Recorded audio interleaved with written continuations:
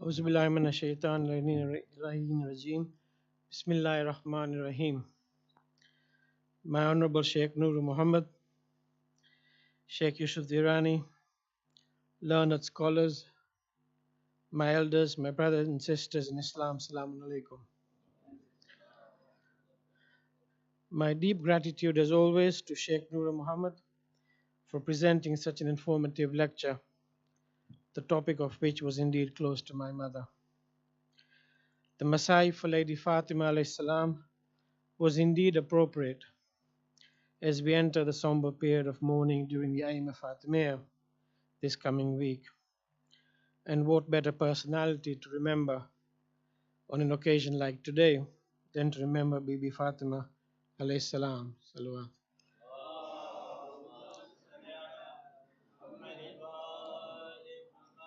The mothers of all mothers. I'm also glad to see Mustaq Bhai Wazir Ali from Hidayat TV, my mother's favorite TV channel. I recall very vividly that she would ring me, my wife, and my cousin Bilkis quite often if there was a Hidayat documentary program that she wanted us to watch. We miss those calls very dearly. But a big thank you to Hidayat TV for connecting my mother to the wider Shia community at a time when her mobility and therefore her visits to the mosque were restricted due to her deteriorating arthritis. We are also lucky enough to have, I can see him there, a second Sheikh Noor here today, other than, of course, our own Sheikh Noor Muhammad, and that is Sheikh Noor Siddiqui, sitting at the back there, who is a close friend of mine, and whose late father, His Eminence Abdul Wahab Siddiqui, was a founder of the Hijaz Islamic College in the UK. Sheikh Noor, you are also most welcome at today's memorial event. We are gathered here today in memory of my late mother, Marhuma Shirinbai Sherali Jan Muhammad Bhogadia, so that together we may acknowledge and share both our joy in the gift that her life was to us and the pain that her passing brings. In sharing the joy and the pain together today, may we lessen the pain and remember more clearly the joy. It has been a full 12 months and 6 days since our mother left this world. There has not been a single day that me or my siblings have not missed our mum. Her loss has left a big void in the lives of the larger Aladdin Bimji and Bhogadia families. Mum was 81 when she passed away unexpectedly in the early hours of Sunday, 28th January 2018, at my sister's home in Leighton Buzzard. It's hard to say goodbye. We wish that we had more time, and perhaps that during that time we had spent more of it together. We wish that so much of her later life had not been lost due to arthritis, that things could have been different for her and for us. While we know that she is at peace and that her struggles are at an end, there is much pain and sadness. But even though she is gone, she has left the legacy of her love and perseverance. The ways she touched our lives will remain, and I ask you to keep those memories alive by sharing them with me and my siblings and with one another. Mom is survived by the 4 of us and her 6 grandchildren, Nafiz, Zainab Bai, Zahir, Muhammad Ali, Fatima, and Taiba, as well as other relatives and friends.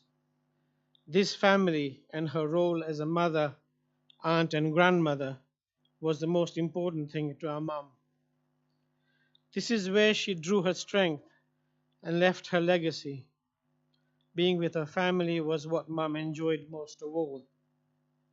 Her life had many obstacles, and she struggled in more recent years with her arthritis. Yet through it all, her love and caring for her family remained her focus. And in so many, many ways, she was able to show that love to us, her children, nephews, nieces, and grandchildren. This perseverance through adversity is a powerful lesson for us, and I believe it is her legacy. What a wonderful lesson she gave us. Keep your priorities straight. Keep that which is most important in focus. Love and care for your family. Let them know in all the ways you can show them that you love them. Don't let adversities or setbacks or any distractions of the world keep you from most important aspect of life, the family. How many people in this world have had it so much easier than a mum did? How many never had to face half the problems mum faced and yet lose sight so easily of what is truly important? Many of us get distracted by insignificant things in life. Many of us brood and focus on our little problems and forget that which is most important. But through everything mum went through over 3 consecutive years, the loss of her father, the loss of my father, becoming a refugee overnight, and having to play the role of a mother and father, she managed to keep her priorities straight. What can be more important than loving and showing your love for your family? How can some of us who are blessed with so much forget to be thankful to God while somehow mum kept her faith through all of her trials? This is a wonderful legacy. This is a wonderful example to follow. Keep focused on what is truly important, not only when life is easy, but when life is difficult too. Knowing how much her family meant to her, she enjoyed her travels with us. We have fond memories of our recent family time in Tunisia, Iraq, and a cruising holiday to the Canaries. Mum was able to spend that wonderful time with the family during those holidays. And the love and the affection she showed to all of us will live on and be with us even now that she has gone to be with her Creator. I would like to close today with 2 items of poetry. The first one, called Life is But a Heartbeat, was written by my daughter Taiba, especially for today's event and as a tribute to her grandmother. Mum had this saying, the dunya khali char divas ni che, meaning that this world is only but a duration of 4 days, not even a full week, and that we should spend more time preparing for our akhirat or permanent abode. So this poem is written to reflect Mum's saying. So here goes. Life is but a heartbeat by Bhogadia. Life goes by in the flicker of an eye, so don't waste it with a regret, a sad moment, or a lie. The one thing we can be sure about in this life is the inevitable, and sometimes I ask myself, why? But maybe it's not the why we should be asking ourselves. Maybe it's the how. How we can live our best moments, write our memories in books, and fill our shelves. Not being afraid of making mistakes because we need to make them for ourselves. As you all know, this life isn't everlasting, so don't be afraid to learn, to ask questions, and keep asking. There are things in which we make it worthwhile. Then, when the end comes, we will greet it with a smile. We won't have to ask anymore, and we won't be in denial. We'll be ready, for this is the end of a chapter or not our story. In our view, Mum was not ready to leave this world. She had so much still to give, share, and advise on, to see her grandchildren get married and settle in their own professions. But then thinking about how long she had been away from my late father, nearly 47 years, she was eager and wanted to join him, and made that plain as her arthritis progressively deteriorated. And in accordance with her deep Islamic faith and the teachings of her late father, Marhum Mullah Aladdin Bhai Bimji, Mum was a passionate believer in the hereafter. And my second poem today is from a poem by a Canadian poet, Sharon Cately, and is entitled Journey's End. Rest your head, my weary traveler. This earthly journey is at an end. Say goodbye to those who mourn you. acquaintance, family, and friend. Steadfast wife and noble mother, all your duties are now complete. Your reward is a new adventure.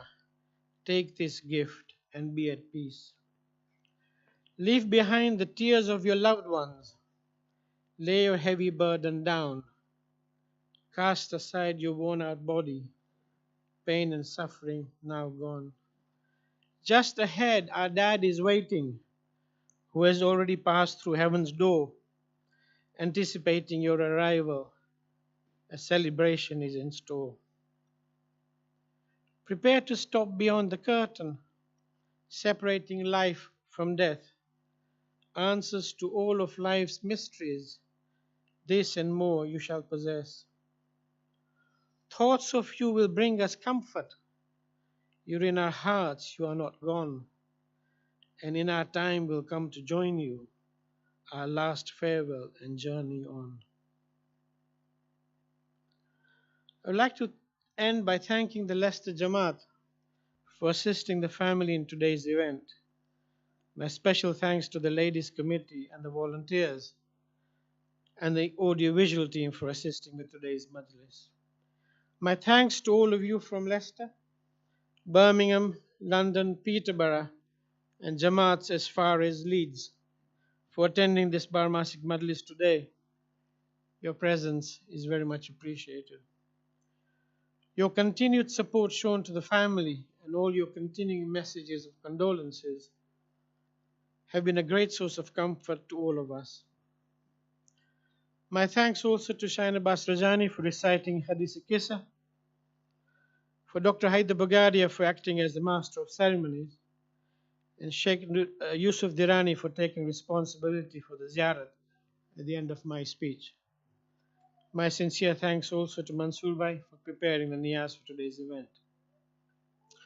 May I end by asking you all to remember my late mother and father in all your good du'as, inshallah.